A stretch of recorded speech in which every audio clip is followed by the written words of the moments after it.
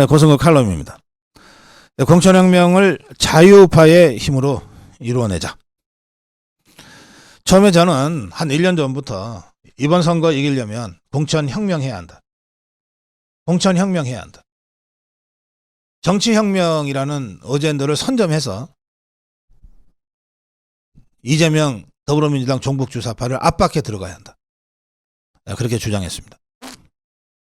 일부는 국민의힘에 의해서 구현됐습니다. 우선 한동훈 비대위원장 체제부터가 정치혁명의 상징이죠. 또 한동훈 비대위원장이 되고 나서 계속해서 국회의원 특권 내려놓기, 불체포 특권 포기하기 이런 공약들을 발표하면서 정치개혁, 특권 철폐의 어젠다를 우리가 선점했습니다.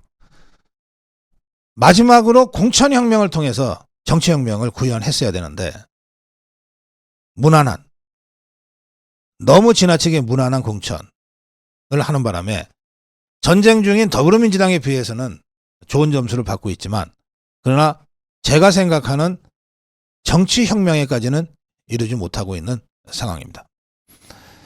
자, 제가 어제 1박 2일 대구 경북 돌다 왔는데요. 제가 만난 후보들을 한번 보십시오. 이재만, 대구 동구 의뢰 이재만. 현역인 강대식하고 붙어요. 대구 중랑구의 도태우 역시 현역과 붙습니다. 대구 서구의 성은경 현역인 김상훈하고 붙습니다. 대구 동구갑의 임재화 현역인 류성거라고 붙습니다. 대구 수성갑의 정상환 현역인 주호영하고 붙습니다. 구미의 의뢰 최우영, 최진영, 허성우 현역인 김영식하고 붙습니다. 구미갑의 김찬영 현역인 구자근하고 붙습니다. 경북 경주시의 이승환 현역인 김석기하고 붙습니다. 제가 왜 현역이 아닌 사람들을 이렇게 만나고 다닐까요? 당선 가능성이 높아서? 아닙니다.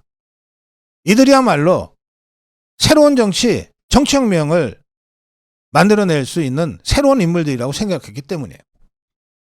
그런데 현장에 가서 보니까 이 후보들이 정말 고군분투하고 있더라고요. 현역 의원들은 자기들이 2년 전에 공천한 구의원, 시의원, 도의원들을 다 자기 부하들로 거느리고 있어요. 불과 2년 전에 자기가 공천을 준 사람들이 지금 도의원도 하고 시의원도 하고 구의원도 하고 시장도 하고 군수도 하고 있는 거예요. 그 사람들이 현역 의원의 부하들처럼 움직이면서 선거 캠프를 구성하고 그러고 있어요. 더구나 동일 지역에서 삼선까지 하지 않고 재선, 초선한 사람들은 감점도 없어요. 이런 사람들하고 정치 신인이 그냥 똑같은 룰로 붙어라. 거기서 이기는 게 이상하죠. 절대적으로 불리한 상황에서 정말 고군분투들 하고 있더라고요. 이래놓고 이제 오늘 내일 이틀간의 여론조사 경선을 통해서 전부 현역들이 다 경선에서 이겼다고 발표하면 절차상 문제는 하나도 없죠. 그러나 그게 과연 정치혁명입니까? 그게 과연 공정한 경선입니까? 우리가 원하는 것은 민주적 절차를 지켜가면서 그러면서도 정치혁명을 할 수 있는 공천혁명을 이루어내자는 거예요. 그 과정에서 다소간의 현역 의원들의 저항과 잡음이 있을 수 있는데 그걸 관리해내는 것이 당 지도부의 정치력 아닙니까? 근데 전부 현역들한테 다 공천을 줘버리면 뭐 경선을 거치건 단수 추천을 하건 그럼 무슨 분란이 있겠어요? 다 원만하고 무난하지. 그래서 과연 우리가 이길 수 있겠는가? 저쪽은 지금 엄청 시끄러워요. 전쟁과 같은 상황이지만 그 과정을 통해서 어쨌든 현역 의원들이 대거 제거되면서 그 자리에 새로운 정치 신인들이 얼굴 내밀고 들어오면 저 사람들이 뭐라 그러겠어요? 정치혁명 우리가 했다 이럴 거 아닙니까?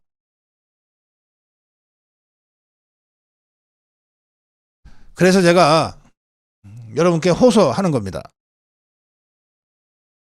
이미 당의 공간위가 룰을 다 가지고 컷오프 시키고 경선으로 다 가고 있기 때문에 지금 와서 이거를 뒤집을 수는 없어요. 저는 당 지도부의 마지막 조정력은 남아있다. 아까 이기는 공천을 위해서는 선관위 등록하기 전달이라도 조정할 수 있는 권한이 당 지도부한테 있고 그걸 행사해야 된다. 이렇게 주장했지만 그러나 전체적으로 봐서는 지금의 경선 룰을 완전히 뒤집을 수는 없지 않습니까? 그렇다면 남은 것은 뭐냐? 오늘 내일 국민 여러분들이 우리 자유파 국민들이 새로운 정치 신인들한테 힘을 모아서 경선을 통해서 현역 의원들을 제치고 새로운 정치 신인들이 정치 무대에 나오게끔 여러분들이 길을 터주시는 길밖에 없다는 거예요. 지금 아마 여론조사 전화가 돌고 있을 거예요. 오늘 내일의 선택이 우리 국민의힘이 민주적 절차를 지켜가면서도 세상이 깜짝 놀랄 공천혁명과 정치혁명을 이루어낼 수 있는지 없는지가 결정되는 날이고 그 결정권은 바로 여러분들 손에 달려있다는 겁니다.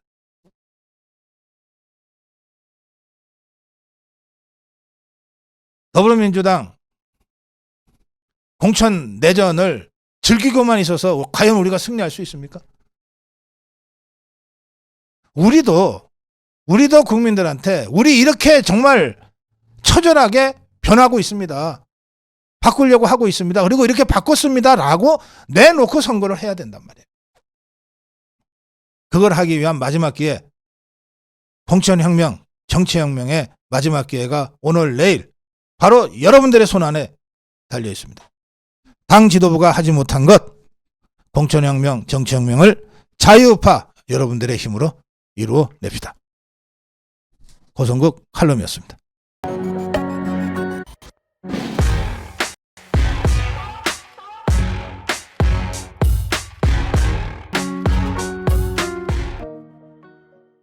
네, 고성국 칼럼입니다. 자유의 위대한 여정에 한국 교회가 있었다. 네, 어제 그저께 윤석열 대통령은 일요일이죠. 경기도 수원시 영통구에 있는 원천 침례교회의 예배에 참석했습니다.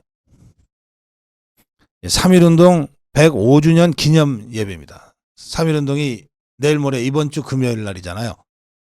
그러니까 3.1운동 전에 있는 가장 가까운 일요일 주일을 이용해서 3.1운동 105주년 기념 예배가 열렸는데 이 기념 예배에 윤석열 대통령이 참석한 겁니다. 이날 예배는 중앙기독초등학교 선교팀의 독립군 애국가 공연을 시작으로 해서 찬양, 대표기도, 성경봉독, 그리고 김장한 원로 목사의 설교의 순서로 진행이 됐습니다.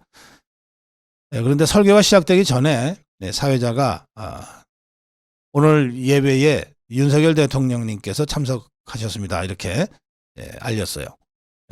윤석열 대통령은 자리에서 일어나 일반 신도들과 함께 자리를 하신 것 같은데 자리에서 일어나 예배 참석자들에게 인사했습니다. 그리고 인사말을 했고요. 예배당을 나오면서 윤석열 대통령은 이 공연을 펼친 어린이 선교단원들과도 일일이 악수하고 격려했어요. 또 예배에 참석한 성도들과 인사하며 짧은 대화도 나눴습니다.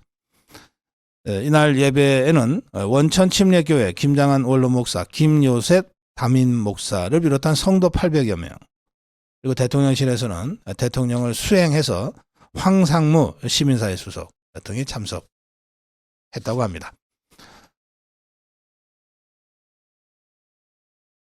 네, 윤석열 대통령은 예배를 마친 후에 인사말을 통해서 이렇게 얘기했습니다. 105년 전 우리 선열들이 자유를 향한 신념과 의지를 모아 3.1운동을 일으키셨다. 자유와 번영의 미래를 향한 그 위대한 여정에 우리 한국 교회가 있었다. 글로벌 중추국가로 평화, 세계 평화와 공동 번영에 책임있게 기여하고 대한민국의 새로운 도약을 위해 힘쓰겠다. 한국 교회와 성도 여러분께서 고통받는 모든 이들을 위해 기도하며 마음을 모아주고 계심을 잘 알고 있다. 저와 정부는 더 낮은 자세로 국민의 삶 가까이 다가가 한 분 한 분의 손을 잡아드리는 따뜻한 국정을 펼치겠다. 이렇게 인사말을 했습니다. 자, 어제 그제 3.1절 기념예배에 참석한 윤석열 대통령의 인사말을 전해드리면서 제가 몇 가지 말씀을 좀 드리려고 합니다. 고대 국가 기원전 2000년 3000년 이집트부터 고대 국가 시대나 또 한 200~300년 전까지 있었던 중세 국가에 이르기까지 전 세계는 이른바 신정 시대를 거쳤습니다. 신정 시대는 뭐냐면 신이 다스리는, 종교가 다스리는 그런 시대였다는 겁니다. 중세 천년은 카톨릭이 다스리는 세계였고, 지금도 중동 국가들의 대부분은 이슬람이라는 종교가 대통령보다 더 강력한 통치력을 행사하는 신정 국가로 남아 있습니다. 호메이니가 이란 대통령이 아니에요. 그냥 이란의 종교 지도자예요. 이 호메이니가 현실적으로 대통령이나 장관들 위에 절대자로 군림하면서 다스렸던 거가 바로 신정 정치입니다. 동남아시아, 동아시아의 대부분의 국가들은 몇백 년 전까지 또 지금도 불교가 다스리는 국가들입니다. 그런가 하면 우리나라는 대한민국 건국 전까지, 식민지로 전락하기 전까지는 유교라는 일종의 종교죠.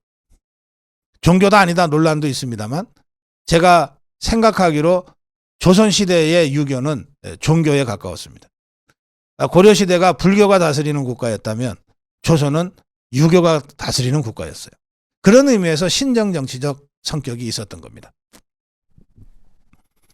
이런 종교가 통치하는 국가, 그 대표적인 것을 우리가 중세천년이라고 그러는데, 이 중세천년에 현실적으로 황제도 존재하지만 현실적으로 종교의 통치를 상징하는 교황도 존재했던 거예요. 그럼 제가 여러분께 퀴즈 하나 낼게요. 교황이 셀까요? 황제가 셀까요? 네. 교황이 셌습니다. 이 중세시대의 이 교황과 황제의 그 종교 권력과 세속 권력의 관계를 설명하는 여러 가지 이론이 나왔는데, 대표적인 이론이 양검론이라는 겁니다. 양검론. 검은 이제 칼입니다. 칼이 두 개라는 거예요. 하나님께서 인간의 영혼을 다스리는 칼은 교황에게 주셨고, 인간의 육체, 몸을 다스리는 것은 황제에게 주셨다 이거예요. 그게 양검론입니다. 그러면 여러분, 육체와 영혼 중에 어느 것이 더 우선될 것 같습니까? 당연히 영혼이 우선이죠. 영혼을 다스리는 교황권, 육체를 다스리는 황제권, 어느 것이 우선입니까? 당연히 교황권이 우선이에요. 그러니까 여러 나라에서 황제가 즉위를 할 때 황제에게 그 왕관을 씌워주는 그 일을 누가 했냐? 교황이 하는 거예요. 교황이, 또 교황의 위임을 받은 그 동네, 그 나라의 추기경들이 황제한테 왕관을 씌워줬어요. 황제권보다 교황권이 우위에 있다고 하는 것의 상징적인 표현이죠. 이걸 깨뜨린 게 나폴레옹입니다.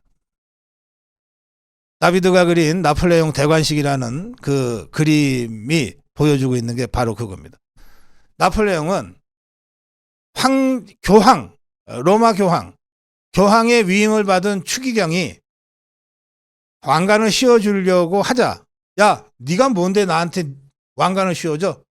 내 왕관은 내가 쓸 거야 하고 받아서 자신이 머리 위에 왕관을 썼다는 거예요. 그 장면을 그림으로 그려놨어요. 그러니까 나폴레옹은 자기보다 위에 있는 교황권을 부정해버린 거죠. 자, 이게 이제 중세의 신정정치의 이야기인데, 이게 근대로 오면서 어떻게 되냐? 근대로 오면서 이 신정정치가 이제 부정됩니다. 종교는 영혼의 영역에만 있는 것이고 현실 정치에는 나설 필요 없다. 나서선 안 된다. 그래서 신정정치 시대를 근대의 정치로 바꾸는 과정, 이것을 근대화에서 뭐라고 표현하냐면 세속화라고 표현합니다. 권력이 세속화돼야 되는 것이다. 현실 권력은 종교의 영역, 성스러운 영역에서 있는 것이 아니라 인간 세상의 세속적인 세계에서 작동돼야 되는 것이다. 권력을 세속화시켜야 된다. 권력이 세속화되어야 근대사회가 된다. 이렇게 표현합니다. 지금 우리는 그 세속화된 사회에 살고 있어요. 자, 그런데 이 과정에서 세속 권력이 종교로부터 독립을 하고 해방이 되는 것이기 때문에 그걸 가지고 우리가 정경분리라고 얘기합니다. 정치가 정교분리, 정치가 종교로부터 분리되어 나오는 거예요. 정교분리, 정치가 종교로부터 분리되어 나오는 겁니다. 그러니까 여전히 중동의 몇 나라처럼 정치가 종교에 귀속되어 있듯, 정치가 종교 아래에 있는 나라, 신정국가 체제는 근대사회라고 할 수 없는 거죠. 당연히 민주주의, 자유민주주의 이런 시스템이 작동되지 않는 거죠. 자, 우리는 자유민주주의 국가에 살고 있어요. 미국도, 일본도, 유럽의 대부분의 선진국가들도 자유민주주의 국가에 살고 있어요. 따라서 현실 권력은 종교로부터 해방이 됐어요. 그것이 정교분리입니다. 그런데 해방은 됐지만 그러면 종교는 어떤 정치적인 발언도 하면 안 되는가? 그건 아니에요.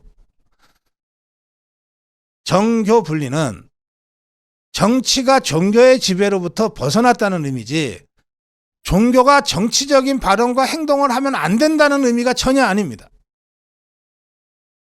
오히려 수천 년의 인류 역사에서 종교는 늘 정치 권력의 역할을 해왔고 정치적인 행동과 발언들을 해왔던 거예요. 그게 자연스러운 거예요. 정교 분리가 됐다고 해서 교회는 일체 발언하면 안 돼, 정치적으로. 그거 아니라는 거예요. 우리가 정교 분리를 선언한 것은 종교로부터 정치의 독립과 해방을 선언한 것이지 종교의 정치적 활동을 금지하기 위해서 선언한 게 아니다, 이겁니다. 따라서 교회는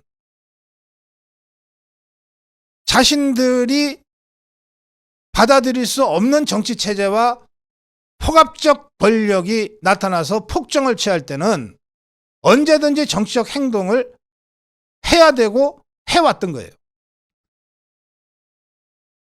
우리가 3.1운동 105주년을 앞두고 있는데 3.1운동의 33인 대표의 거의 대부분은 종교 지도자들입니다. 기독교도 있고 불교도 있고 천도교도 있고 종교 지도자들입니다. 그중에는 실제로는 기독교 지도자들이 제일 많았어요. 그런데 종교 간의 균형을 맞추기 위해서 실제로 활동하고 역할을 했던 이 목사들의 이름, 성직자들, 기독교 성직자들의 이름이 다수 빠졌어요. 그래서 천도교와 불교와 기독교가 적절하게 균형 잡혀 있는 그런 33인 지도자의 명단을 우리가 갖고 있습니다. 종교야말로 가장 정치적이고 가장 전투적으로 일제와 싸웠던 그런 사람들입니다.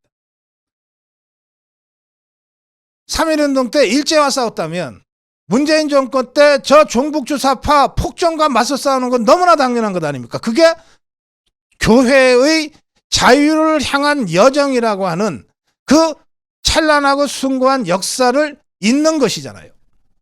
윤석열 대통령이 한국 교회가 자유를 향한 위대한 여정에 있었다. 자유를 향한 위대한 여정에 한국 교회가 있었다라고 얘기하는 건 바로 이런 대목입니다. 전체주의 국가, 공산주의 국가, 김정은 저 광신도 집단들과 투쟁하는데 그것이 바로 자유를 향한 여정 아닙니까? 그 자유를 향한 여정에 한국교회가 한가운데서 우뚝 서서 역할하는 것은 너무나 당연한 것이고 자랑스러운 역사라는 거예요. 이런 걸 가지고 무슨 정교 분리를 해야 되는데 왜 교회가 정치판에 나서고 나대냐? 라고 얘기하는 것처럼 무식한 것들이 없어요. 저 공산주의 종북 주사파들이야말로 교회가 자유의 여정에 우뚝 서는 것을 가장 두려워하고 싫어하는 자들이죠. 그래서 끊임없이 자유를 향한 여정에 나선 한국교회를 비난하고 폄훼하고 조롱하고 비하해왔던 거예요. 이제 공산주의가 이 지구상에 나타난 게 한 160여 년 정도 되는데 그 공산주의와 처음부터 불구대천의 원수로 가장 처절하고 치열하게 싸웠던 세력이 어디냐? 교회입니다. 전 세계 교회들이 바로 그 공산주의와 목숨 걸고 싸웠던 거예요.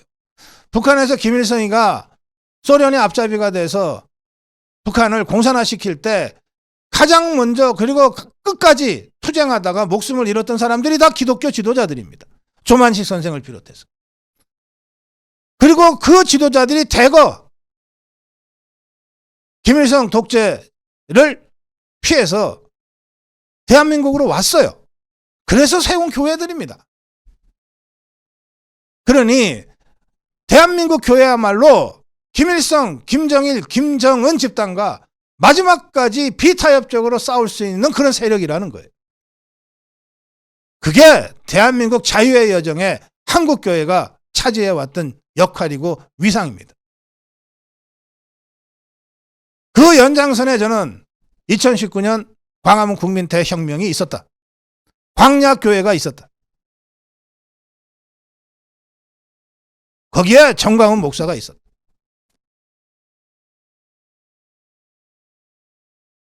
자유를 향한 이 위대한 여정에, 이 처절한 여정에 국민의힘은 코빼기도 볼 수 없었지만 대한민국 교회와 기독교인들은 있었다.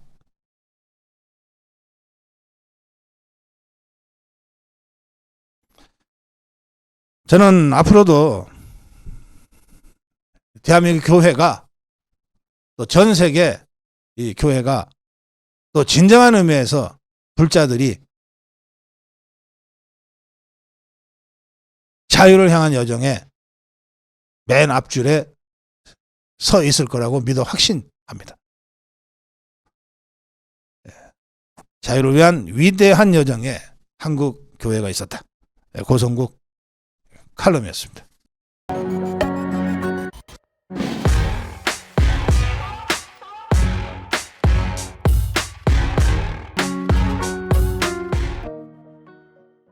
네, 고성국 칼럼입니다.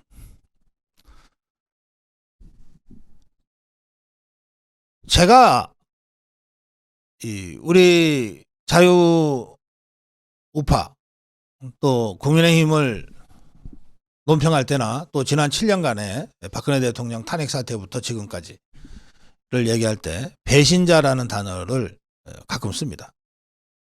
저는 김무성이나 유승민 그리고 그 쫄개들이 진짜로 배신자라고 생각합니다. 근데 우리가 배신자라는 단어를 쓸 때 그 배신은 두 가지 뜻이 있어요. 하나는 국가와 민족을 배신한 배신자들이 있습니다. 그러니까 대의를 배신한 배신자들이죠. 그 다음에 도저히 인간적으로 그럴 수 없는 그 인간적 관계와 의리를 배신한 자들이 있어요. 이를테면 비서실장 지냈던 유승민이가 박근혜 대통령을 배신한다. 대선 캠프의 총괄 본부장을 맡았던 김무성이가 박근혜 대통령을 배신한다. 이거는 그야말로 인간적으로도 절대 해서는 안 될 그런 인간적 배신을 했다는 뜻이 포함되어 있습니다. 앞에 거 국가와 국민을 배신한다는 것은 대의를 버린다는 뜻입니다. 대의. 뒤에 거 인간적으로도 그럴 수 없다. 그런데 그 인간적인 그 배신을 했다고 할 때는 소의를 배신했다. 이런 뜻입니다. 대의와 소의를 다 배신한 자들이죠. 그래서 저는 김무성이나 유승민이나 그 쫄개들을 배신자들이라고 제가 당당하게 얘기하는 거예요. 그 배신자 잔당들이 지금도 남아 있습니다. 제가 대구 경북을 다녀보면 어떻게 이런 배신자 쫄개들이 아직도 배지 달고 있지? 하는 사람들이 여기저기서 보이는 거예요. 이번 총선에서 저는 그런 배신자들을 철저히 쏟아내야 된다고 생각합니다. 응징해야 됩니다. 그런데 반면에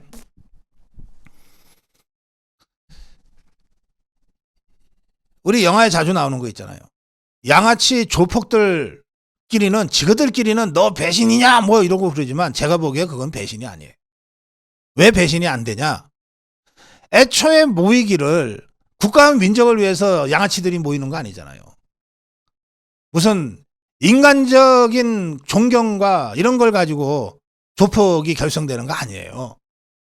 뭐로 결성되냐? 조폭이든 양아치든 이해관계로 모이는 겁니다. 가장 잔머리를 많이 굴리는 집단들이 조폭이고 양아치들이에요. 작은 이해관계 때문에 언제든지 배 갈아타고 두목 바꿔 치우고 뒤에서 칼질하고 하는 게 조폭 양아치들이에요. 여러분들이 보시는 수많은 조폭 영화들 보세요. 그 두목이 어디 저 상대의 두목한테 1대1로 맞짱 뜨다가 죽는 경우 있습니까? 전부 그 밑에 있는 똘마니들한테 배신당하지. 이게 뭐냐? 이거는 이해관계로 모여있기 때문이에요. 그러니까 이건 배신이라는 말도 쓸 필요가 없어요. 배신이라는 말도 사치스러운 거지. 배신은 국가와 민족이라는 대의를 버렸을 때의 배신. 그야말로 있을 수 없는 인간적 의리를 저버렸을 때 쓰는 말입니다. 자, 저는 우리 자유파 그리고 국민의힘은 자유민주주의라는 가치를 중심으로 모여있는 세력이고 정당이라고 생각합니다. 그러니까 이 자유민주주의라는 대의 이거를 버리고 종북주사파들한테 정권 탈환하기 위해서 길터준 자들이니까 배신한 거예요. 김무성이나 유승민이가. 그리고 자기들이 모셨던 그리고 그 박근혜 대통령 때문에 국회의원 한 번 더 해먹고 했던 그 자들이 박근혜 대통령을 뒤에서 칼질을 하듯이 했기 때문에 소위도 배신한 거다. 이렇게 되는 거예요. 그런데 저는 더불어민주당의 종북주사파들은 그런 의미에서의 배신이란 단어도 사치하다. 보십시오. 이재명이랑 함께 있었던 자들이 무슨 가치를 갖고 모입니까? 오로지 이해관계 갖고 모이지. 이재명이하고 정진상이하고 김용희하고 유동규가 무슨 가치를 갖고 모였겠냐고. 서로 이해관계에 맞으니까 모인 거지. 그러니까 그 자들끼리는 이해관계 계산이 달라지면은 언제든지 등을 돌리는 게 자연스러운 거예요. 그건 배신이라 할 것도 없어요. 그냥 길이 달라서 다른 길로 가는 거예요. 이합집산, 끊임없는 이합집산. 저는 지금 개딸들이나 이재명 똘마니들이나 친명계라고 하는 자들이 그야말로 가치 중심이 아니라 이익 중심으로 모여있는 집단들이라고 생각합니다. 따라서 그들한테는 배신이라는 개념 자체가 없다. 배신이라는 단어를 붙여주는 것 자체가 사치스럽다.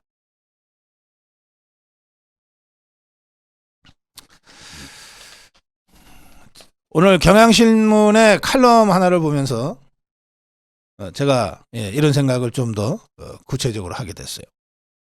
이대근 칼럼이라고요. 이대근이라는 사람은 좌파긴 하지만 제가 학교 다닐 때 제 밑에서 같이 공부도 하고 했던 그런 후배이기도 한데 나름 좌파 중에서는 쓴소리도 곧잘 하는 그런 언론인입니다. 자, 이대근 칼럼은 이렇습니다. 제목은 이재명 사퇴를 권함. 이재명은 민주당 대표 자리에서 물러나야 한다. 정당 지도자로서 부적격이다. 이재명 그는 자신이 어디에 있는지 누구 앞에 있는지 정세와 자기 입지의 유불리에 따라서 다른 사람이 된다. 어제의 이재명은 오늘의 이재명이 아니고 오늘의 이재명은 내일의 이재명이 아니다. 매일 변하는 사람을 사랑하기는 어렵다. 자기애, 자기 사랑이죠. 자기애의 자연스러운 귀결은 자기 아닌 거의 모든 것들과의 불화다. 공천 파동은 이재명 자기애의 표출이다. 그의 역량은 실망스럽다. 해당 행위자는 친명이라는 이유로 끌어안고 득표력이 있는 당 자산은 비명이라는 이유로 내버렸다. 여기 두 개의 길. 이재명이 사퇴하고 선거에 승리하는 길과 이재명이 당권을 지키고 선거에 패배하는 길이 있다고 해보자. 이재명 그가 어느 쪽을 선택할지는 분명하다. 8월 전당대회에서 당대표로 재선출되는 것이 그의 목표다. 그로서는 당이 승리해도 당권을 이루면은 이재명의 패배지만 당이 패배해도 당권을 장악하면 이재명의 승리다. 이재명의 이익과 당의 이익은 정면 충돌하고 있다. 둘을 분리해야 한다. 이재명은 문제 자체이지 해결책이 아니다. 그래서 이재명 사퇴시켜야 한다는 거예요. 그래야 더불어민주당이 기사회생할 수 있다. 이 종북주사파 진영 안에서는 정말로 피 맺힌 절규를 지금 이대건이라는 자가 하고 있는 거예요. 개딸들한테 이제 어떻게 당할지 조금 걱정은 되지만 뭐 말은 맞는 말인 것 같습니다. 이재명은 문제 그 자체지 해결책이 아니다. 네. 이대건 칼럼을 보면 지금 종북주사파들 중에서도 좀 제정신 가진 사람들이 몇은 있고 그 제정신 가진 사람들이 지금 얼마나 절망스럽게 이 상황을 보고 있는지가 아주 잘 드러납니다. 참고하시면 좋겠습니다. 고성국 칼럼이었습니다.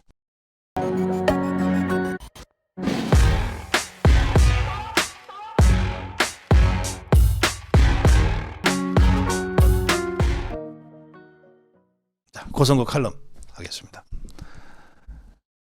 공천에 무난하지만 감동이 없다는 평이 뭐 대체적인데요. 그러나 아직 끝나지 않았다. 감동은 마지막에 오는 것이다. 감동 공천, 이것은 우리 자유파 국민의 몫이다. 이렇게 저는 말씀드리고 싶습니다. 국민의힘 공천 40대 이하가 13%뿐이고 그나마 다 험지에 배치됐다. 뭐 이런 국민의힘 공천에 대한 비판적인 이야기들이 여기저기서 나오고 있어요. 그런데 아직 끝나지 않았다고 저는 생각합니다. 공천이 대개 한 80%, 90% 가까이 이루어졌지만 아직도 한 3, 40군데 공천이 아직 결정되지 않은 곳이 있습니다. 저는 이 3, 40군데의 지역구에서 제대로 된 공천을 우리 자유파 국민들이 만들어낼 수만 있다면, 그러면 공천 막바지가 감동으로 뒤덮일 수 있다. 감히 그렇게 제가 주장합니다. 근데 우리가 뭘 할 수 있냐? 감동 공천을 위해서 우리가 뭐 할 수 있냐? 전화 잘 받으시면 돼요. 전화 잘 받으시면 됩니다. 오늘도 막바지 경선이 진행되는 선거구가 여러 곳 있습니다. 지금 지역구마다 룰이 조금씩 다릅니다만 국민 여론조사와 책임당원 여론조사를 전화 여론조사로 하고 있거든요. 그런데 이 전화를 받으실 때 끝까지 다 답변을 하고 끊으셔야 유효가 됩니다. 어느 후보 지지합니까 해서 내가 지지하는 후보 이름 나왔다고 달랑 그것만 2번 딱 누른 다음에 끊어버리면 무효예요.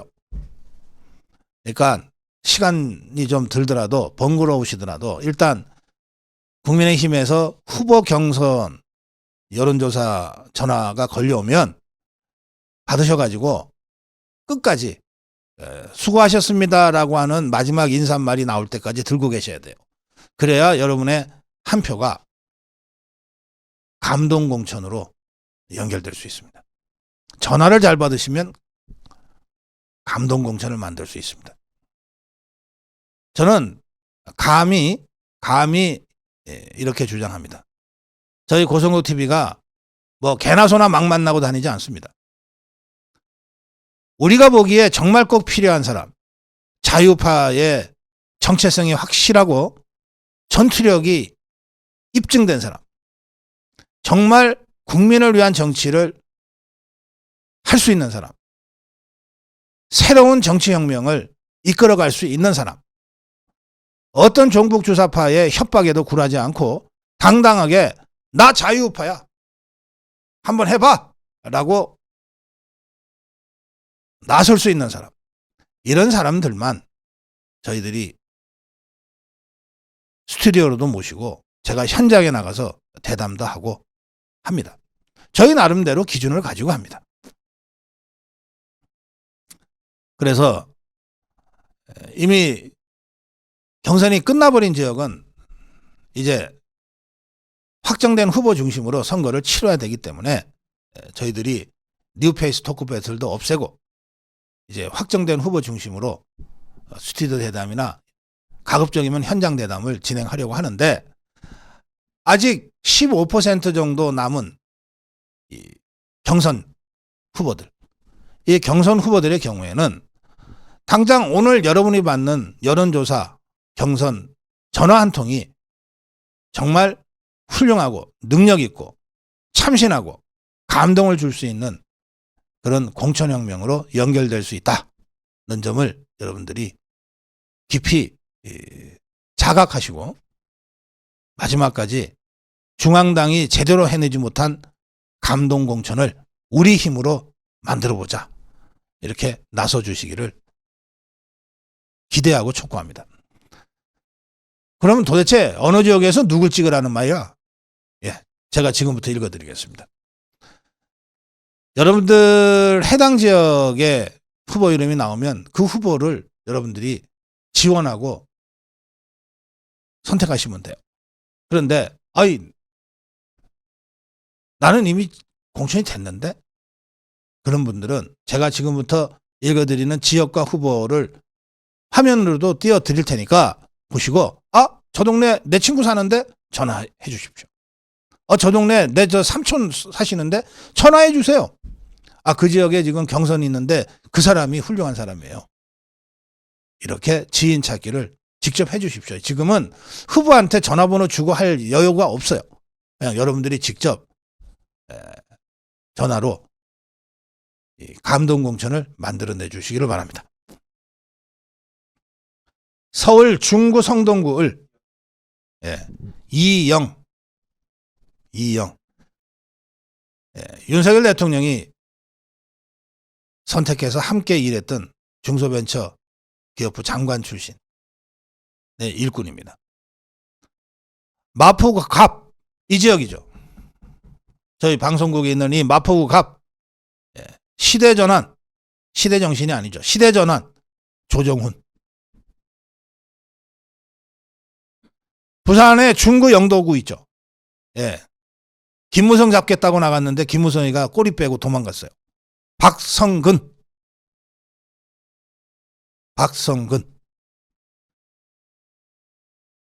대구 동구을 저 배신자 유승민이한테 계속해서 탄압받고 감옥까지 갔다 온 이재만, 지금 유승민 쫄개 강대식을 상대로 지금 경선 치열하게 진행하고 있습니다. 대구 동구을의 이재만.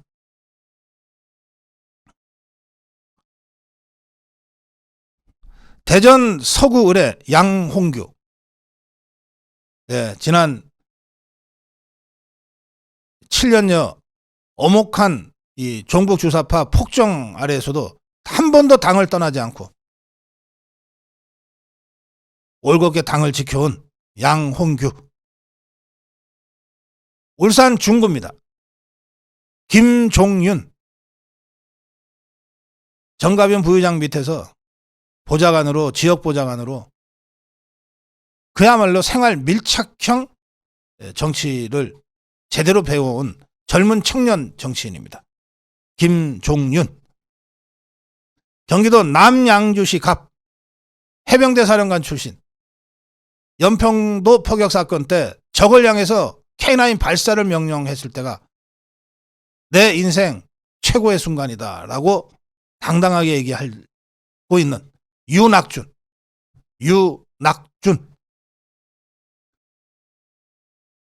경기도 김포시 갑. 제가 어제 급하게 가서 대담해서 어제 영상 띄워드렸는데 박진호.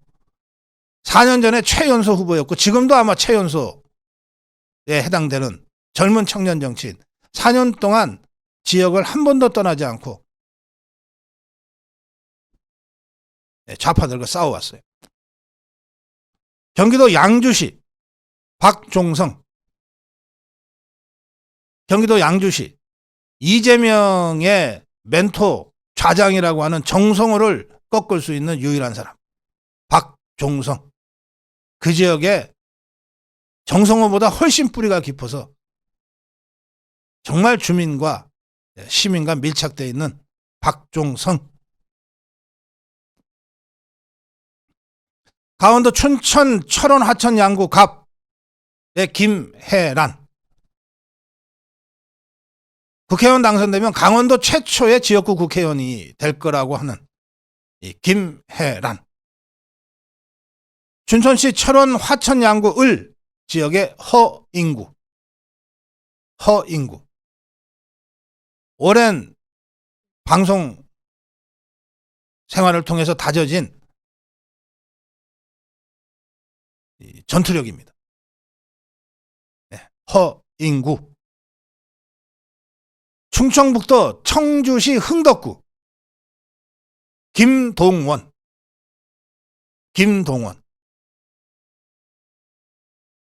흥덕의 좌파 아성을 무너뜨릴 최적의 후보입니다. 김동원. 충청남도 철안시 병 이창수. 4년 전에 지역구 선거 하다 말고 갑자기 당대표 선거 지원해야 된다고 황교안의 종로까지 가서 일주일 이상 선거운동했던 진짜 공인입니다. 선당우사를 행동하는 천안시 병 이창수. 천안시 을에는 두 사람이 있습니다. 농림수산장관 지낸 정황근, 그리고 특수통 검사 출신의 이정만. 이정만이 아직 검사로 있었으면 이재명이 벌써 잡아놨을 것 같습니다. 이정만. 제가 농막 문제로 집중적으로 비판을 하고 나서 처음 만났던 정황근 전 장관. 기분 좋게 서로 악수하면서 아주 통 크게 함께 가자고 했던 정황근. 두 사람 중에 한 사람. 누가 돼도 우리 자유파의 투철한 전사라고 생각합니다. 마지막으로 충남 논산 계령 금산군의 김장수. 우리 자유파가 보유한 여러 전문가 인재들 중에 여론조사나 정세 분석에 있어서 가장 탁월한 중견 정치인입니다. 논산 계령 금산의 김장수. 제가 1차 지금 경선 어제 오늘 경선 전화를 통한 경선 중이거나 또는 예정되어 있는 사람들에 대한 말씀을 드렸습니다. 마지막으로 경선을 했는데 승부가 나지 않아서 결선을 하게 된 후보가 있습니다. 대구 중구 남구의 도태우. 대구 중구 남구의 도태우. 문재인이랑 가장 먼저 맞짱 떴던, 문재인을 여적죄로 고발했던, 박근혜 탄핵 심판 때 박근혜 변호인 측으로 활동했던 자유파의 전사 도태우. 지금 결선까지 올라가 있습니다. 여러분들 한 번 더 마음을 모아주십시오. 다시 한번 말씀드립니다. 원만하지만 밋밋했던 경선. 그러나 마지막 마무리 과정에서 감동 공천으로 바꿀 수 있습니다. 그건 바로 여러분들만이 하실 수 있습니다. 자유우파의 힘으로 이번 공천을 감동 공천으로 만듭시다. 고성국 칼럼이었습니다.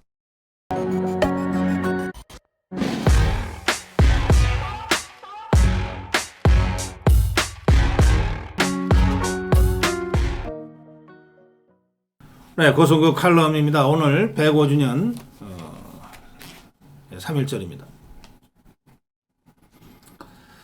제가 어제 유관순 열사 생가에서 저희 고성국 TV 창사 6주년 기념 사전 녹화 방송을 하고 왔습니다. 여러분들 뭐 잘 아시지만 제가 다시 한번 좀 간략하게 정리해서 말씀드리겠습니다. 유관순 열사는 1902년생이고요. 1919년에 만세운동을 주도했으니까 17살 고등학생 신분으로 주도했습니다. 그리고 감옥에 가서 3년형을 받고 고문과 폭행을 당한 끝에 방광이 터져서, 그런데 방광이 터진 후에도 치료를 제대로 받지 못해서 결국 살이 썩어 들어가다가 교도소 안에서 순국했습니다. 그때가 18살 때입니다.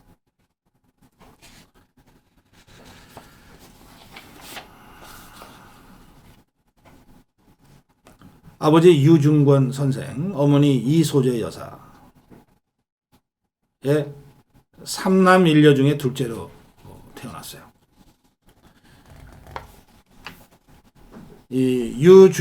아버지 유중권 선생은 당시에 그 기독교를 일찍 받아들인 그 개명된 성각자였다고 합니다. 지역 인근에서 영향력이 큰 지도자였다고 합니다.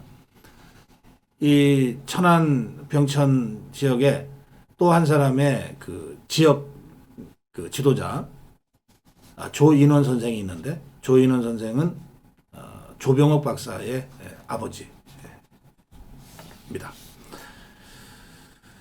이 유중권 선생 그리고 이소재 여사 두 분 다 아운의 만세 시위 현장에서 순국합니다. 3월 1일 파고다 공원에서의 독립 시위로 시작된 3.1운동이 전국으로 이제 퍼져나가는데, 당시에는 SNS 시대가 아니고 전화도 없던 때니까요. 유관순 열사는 3월 1일 시위에 나갔다가 3월 5일 시위에 나갔다가 잡혀요. 경찰서에 잡혔는데 이화 학당, 그러니까 지금의 이화여고의 학교에서 풀어달라고 해서 이제 풀려납니다. 그리고 일제는 이 중고등학생들이 만세 시위를 주도한다 그러면서 학교 휴교를 내려버립니다. 그러자 기숙사에 살던 유관순 열사는 더 이상 학교에 있기 어렵게 되니까 고향인 천안으로 내려갑니다. 내려갈 때 독립선언문과 태극기를 품에 안고 내려가서 천안에서 아버지 유중권 선생 그리고 조병업 박사의 아버지 유인원 선생, 조인원 선생 이런 어른들한테 서울 상황을 전하면서 우리도 만세운동을 합시다 이렇게 되는 거예요. 그렇게 해서 정한 날짜가 1919년 4월 1일입니다. 4월 1일은 아운의 장터, 아운의 장이 열리는 날입니다. 가장 사람이 많이 모일 곳. 이렇게 해서 이제 준비를 하는데 태극기도 그리고 또 독립선언문도 다시 필사하고 이렇게 해서 그 아버지 유중건 선생 그리고 작은아버지 유중부 선생 그리고 조인원 선생 등이 이제 주도해서 4월 1일 아운의 장터 만세 운동이 시작되는데 이때 인근에 우리 국민 3,000명이 모였다고 합니다. 아운의 장터가 워낙 큰 장이기도 하지만 앞장선 유중건 선생, 유중무 선생, 조인원 선생이 워낙 인근에서 그 아주 신망이 있는 그 지도자들이었기 때문에 그분들의 이름을 듣고 이렇게 많은 국민들이 모였다고 할 수 있습니다. 여기서 시위대 앞에 서서 태극기를 휘두르고 만세운동을 벌이면서 주재소를 향해 가는데 그 과정에서 이제 유중권 선생, 유관순 열사의 아버지 유중권 선생이 헌병의 총칼에 찔려서 순국하세요. 그 남편이 죽는 모습을 보면서 계속 저항을 했던 이소재 여사도 헌병의 총에 맞고 칼에 찔려서 순국합니다. 그리고 유관순 열사는 그 자리에서 잡혀서 5년형을 1심에서 받고 2심에서 3년형을 받습니다. 당시에 3.1운동 독립선언을 주도했던 33인의 대표가 손병희 선생인데 손병희 선생이 독립선언을 주도했다는 이유로 형을 받은 게 3년형입니다. 그런데 17살에 유관순 열사가 1심 5년, 2년, 2심 3년을 받았다는 것은 그 일제가 유관순 열사를 어떻게 생각했는가, 또 유관순 열사가 실제로 4.1 아운의 만세 시위 과정에서 어떤 행동을 보여줬는가를 잘 보여주고 있다고 생각합니다. 2심에서 3년형을 받고 나서 유관순 열사가 당시에도 3심제였거든요. 대법원 상고를 포기합니다. 뭐라고 포기하냐? 삼천리 강산이 감옥 아닌 곳이 어디 있겠느냐. 내가 서대문 형무소에 가서 감옥살이를 하든 설사 형이 감형이 돼서 나와서 살든 감옥이긴 마찬가지다. 내가 더 이상 상고하지 않겠다. 이렇게 하고 3년형이 확정이 돼서 서대문 형무소에서 이제 감옥살이를 합니다. 갇혀 있는 상태에서도 만세회를 계속 불렀기 때문에 그때마다 고문당하고 폭행당했고요. 1년 후 1920년 3월 1일 3.1운동 1주년을 기념한 만세를 또 감옥 안에서 주도하다가 고문을 당하고 폭행을 당하는데 그때 방광이 파열돼요. 2020년 3월 1일 이제 방광이 파열되는 폭행을 당합니다. 그런데 언제 순국했냐면은 9월 28일 순국했거든요. 그럼 3월 1일부터 9월 28일까지 무려 6개월 동안을 방광이 파열된 상태에서 어떤 치료도 받지 못하고 살이 썩어 들어가는 이 고통 속에서 순국을 한 겁니다. 아마 시신이 굉장히 참혹했을 것이고요. 그래서 순국한 지 보름이 지나서야 이화 학당에서 유관순 열사의 시신을 인계받아서 정동교회, 지금도 있는 그 정동 감리교회입니다. 정동교회에서 장례의식을 거행하고 이태원 공동묘지에 안장됐는데 이 이태원 묘지는 일제 때 도시개발로 사라졌어요. 1962년에 건국원장 독립장이 추서됐습니다.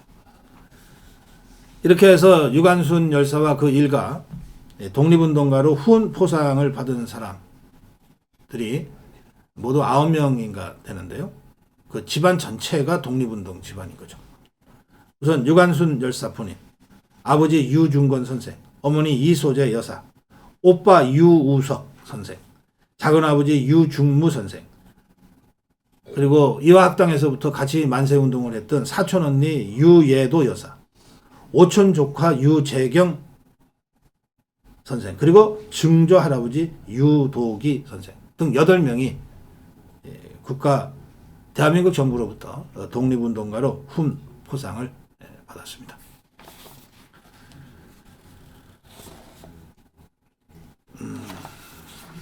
그리고 이 감옥에서도 유관순 열사가 아버지도 현장에서 돌아가신 걸 봤고 어머니도 돌아가신 걸 봤고 오빠도 감옥에 있는 걸 아는데 그러면 어린 동생들 어떻게 살까? 그 때문에 늘 슬픔에 잠겨 있고 눈물로 보냈다고 하는데 그 동생들은 그 지역 주민들이 거두었고 그리고 더 이상 병천에서 살기가 어려워져서 일제의 그 감시와 탄압 때문에 이웃 동네로 가서 살다가 해방이 돼서야 고향으로 돌아와서 지금의 유관순 열사 생가를 복원하고 지금에 이르렀다고 합니다.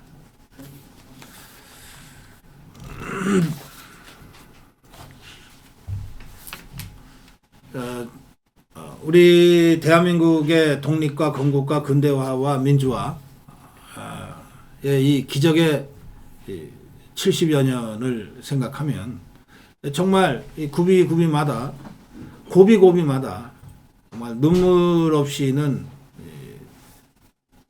볼 수가 없는 장면들이 있습니다. 저는 그 중에서도 이 유관순 열사와 그 일가의 독립운동 이 장면은 참 제가 여러분께 전할 때마다 가슴이 참 울컥합니다. 그래서 제가 6년 전에 고성호 TV를 시작할 때 두 번 생각하지 않고 천안에 있는 유관순 열사 생가에서 시작해야 되겠다. 그렇게 생각했던 것 같습니다.